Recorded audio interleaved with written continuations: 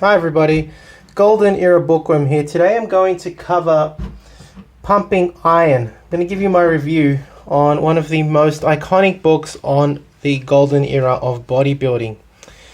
Now I think this is the second edition. This might be a later revised third or fourth edition. I'm not really sure about that. But let's get started with the very almost original version. I think this is the second reprint, which shows Ed Corney on the cover. This photo, I believe, was taken from a Mr. Universe competition. Pumping Iron, the Art and Sport of Bodybuilding, Charles Gaines and George Butler. Now this particular book, you can see, actually came out before the film. The second book, I should say the revised edition, which contains a bit more information too, actually says, what is it? The classic book that put bodybuilding on the map, revised and updated. This first one actually says, now a power-packed motion picture starring Arnold Schwarzenegger. So it actually tells you that this is now, I think this reprint is from 1980, right? And the original was from 1977.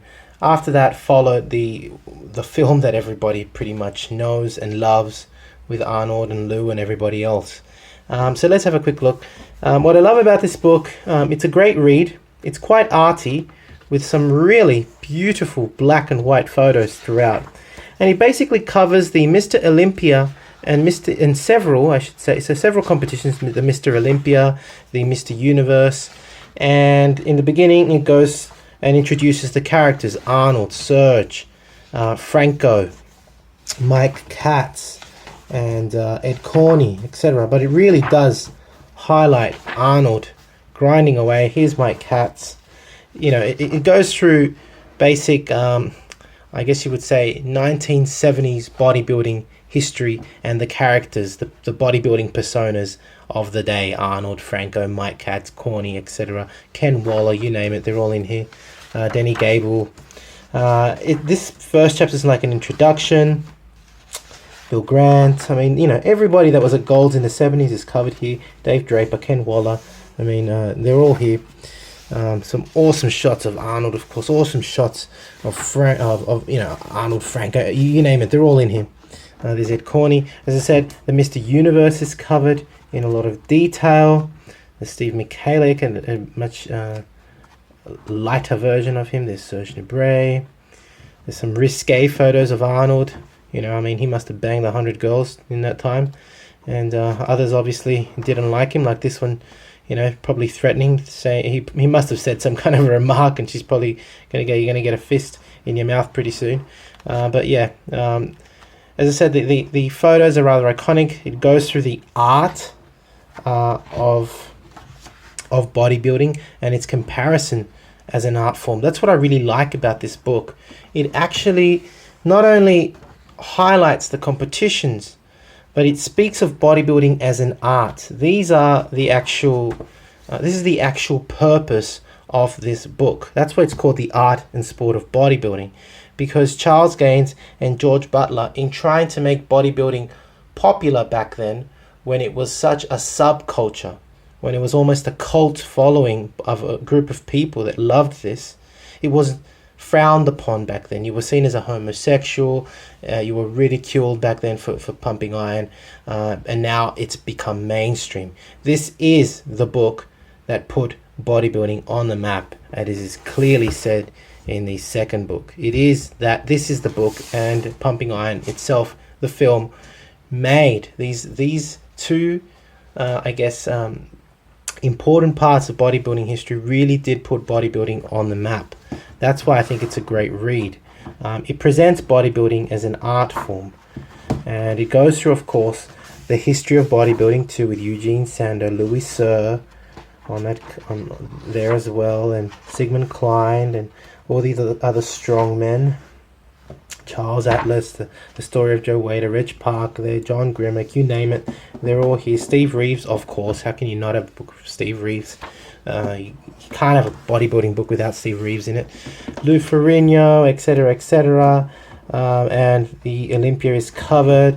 I mean, you know, the small minority of people that did follow bodybuilding back then were in awe. I mean, you can see these faces. These people are just staring in awe at these gladiators, at these athletes who were posing with rippling muscles. Back then it was such an, you know, it was such a oddity. And there's shots here of backstage pumping up, oiling up, you know, the faces before competition. It's a very arty book with fantastic photographs, a lot of historic photographs. There's Mike Katz with his famous Most Muscular. There's some great posing shots here of Ed Corney going through his posing routine. That's in the, I believe, in the Mr. Universe competition, etc., etc., etc. Of course, as I said before, iconic shots of Arnold, especially at the end. It's a great read. It really is a great read. For anyone that enjoys bodybuilding history, especially from the 70s, it's a really fantastic read. This is the book, as I said, that got bodybuilding on the map. Pumping Iron. Now, the second book, from memory, at the end, exactly, it contains the, from memory, yeah, the extension is a 1980 Mr. Olympia, and it also has an extension, I believe, on bodybuilding in women, right? So it covers everything that was covered in the first book, with different photos, mind you. It is a remade book, and this is very typical of editions back then. Nowadays, a subsequent edition is just the same book nowadays, really, with less information, or just, most books don't have more information. It's very rare to find a new edition with more information. But Pumping Iron actually has, so this second edition, or third or fourth or whatever it is, has many more, I'd say about 50, 60 pages extra, covering, as I said, the 1980 Miss Olympia and the 1980, and I believe even the 81, oh no, just the 1980, and the 1980 Mr. Olympia, which was won, of course, by Arnold Schwarzenegger in Sydney. That's the Sydney Opera House. It's Arnold posing in Sydney. So, yeah, anyway. That's Pumping Iron, my review. Of course, it gets a thumbs up. It's a very historic book. I've actually read both of these editions. And I've been meaning to do this review for quite a long time. If you've liked this video, please give it a thumbs up. Subscribe if you haven't. Leave me your comments. Thank you for watching. This is the Golden Era Bookworm. Bye for now.